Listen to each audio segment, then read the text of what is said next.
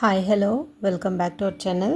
இந்த ரீடிங் எதை பற்றினது அப்படின்னு பார்த்தீங்கன்னா 111 அப்படிங்கிற நம்பர் அடிக்கடி உங்கள் கண்ணில் படுது அப்படிங்கும்போது பிரபஞ்சம் உங்களுக்கு ஏதோ ஒரு விஷயத்த உடனடியாக சொல்லணும் அப்படின்னு நினைக்குது.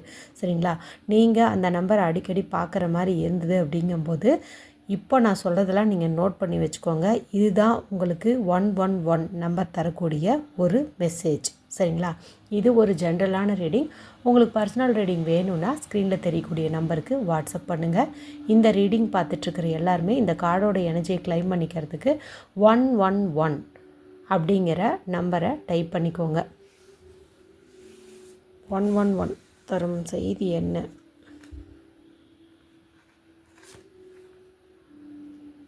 ஓகே ஓகே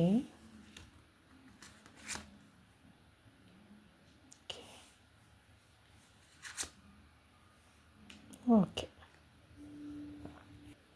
உங்கள் வாழ்க்கையில் கொஞ்ச நாளாக ஏகப்பட்ட பிரச்சனைகள் வருது. எது எடுத்தாலும் அதில் தடை வருது.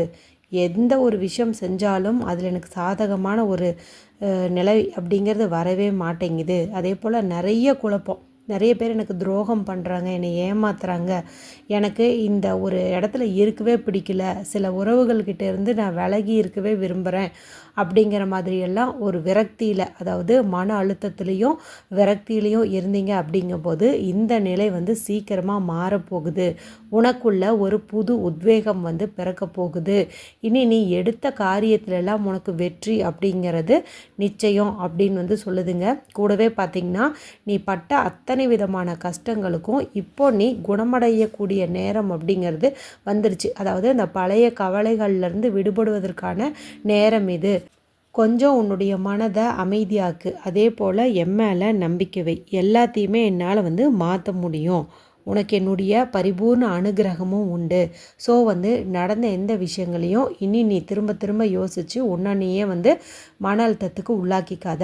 நான் இருக்கேன். இனி நீ என்ன விருப்பப்பட்டியோ அதெல்லாம் உன்னை தேடி வர செய்வேன் அப்படிங்கிற ஒரு அற்புதமான மெசேஜ் தான் உங்களுக்கு இந்த 1111 அப்படிங்கிறது கொடுத்துருக்குதுங்க.